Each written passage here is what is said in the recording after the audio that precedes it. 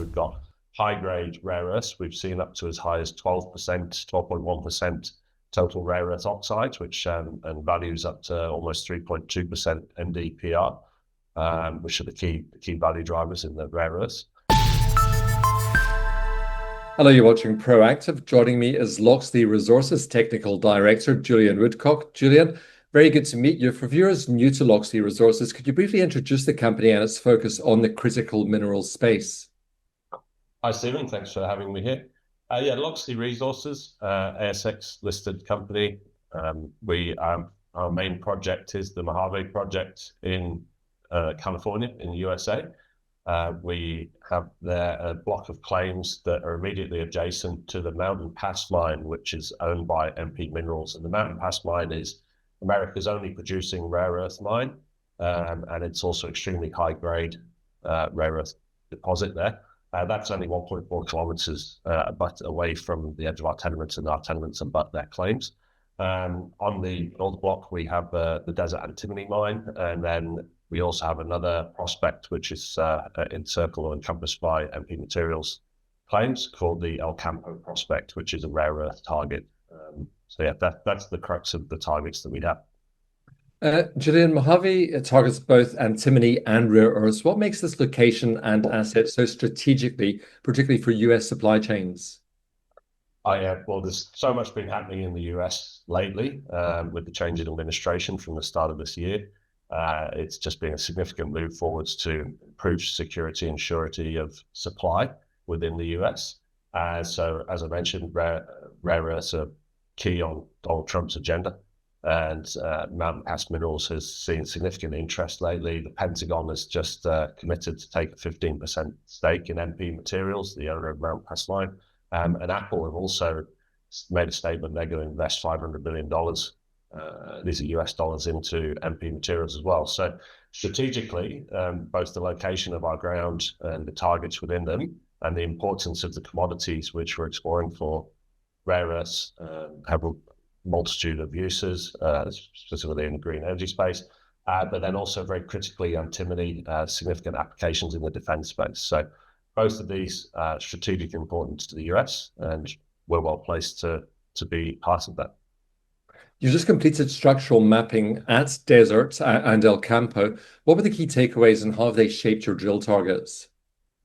Yeah, I'm glad you asked me that. So I'm a geologist. I like to talk about the geology, but I'll try and keep it brief. Look, we saw a real need to get some boots on the ground, structural geologists, specialists out there. And what that's allowed us to do from a week or so structural geology mapping at both the Desert Antimony mine and the El Campo prospect has allowed us to pull together a 3D geological model. We put out an ASX announcement on this, so any readers or listeners can go and visit that. But that is now really shaping up and helping us define the targeting much more specifically. We're going to be utilizing that going forwards with the objective of potentially delivering a JORC exploration target, hopefully ahead of drilling. That's still work in progress. But yeah, it's significantly improved our understanding. So it's been very high value for us in order to be able to continue to move forward on the project. Walk us through the upcoming drill program. What's the timeline? What are you going to be testing, and what are you hoping to prove? Yes, so we've got the process in the US is to go through an approval system to the Bureau of Land Management. We're on federal lands. We've received some permits initially for El Campo, so we've got 5 drill holes down there. The objective there is to test from the outcropping mineralization where we've got high-grade rare earths. We've seen up to as high as 12%, 12.1% total rare earth oxides, which and values up to almost 3.2% NdPr, which are the key value drivers in the rare earths.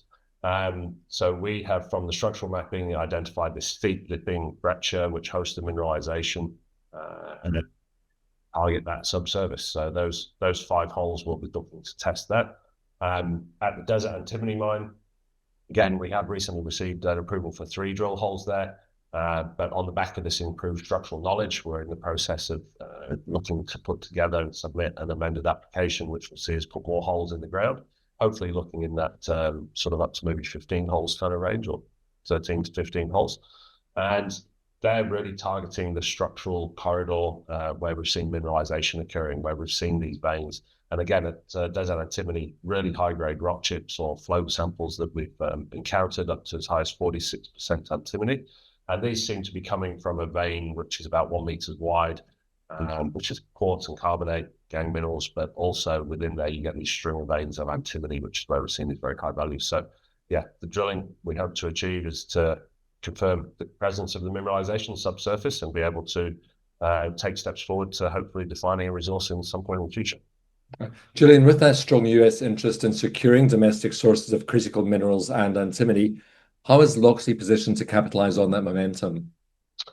Yeah, well, look, first and foremost, getting out and getting this drilling done. We're funded for that drill, so we get this drilling underway. But that also presents a series of opportunities. I mentioned the Pentagon and Apple having interest in Mountain Pass. I'm not saying at this stage they're beating down our door, but I think the commodities that we're in, we're certainly engaging with US agencies to envisage and see what opportunities there are for them to help get involved in the projects, whether it be from a technical standpoint, a funding standpoint. There's lots of different opportunities. So yeah, continue in that space. Julian, I hope you'll keep us updated on your progress. Thank you very much for the introduction today. Thanks very much for your time, Stephen.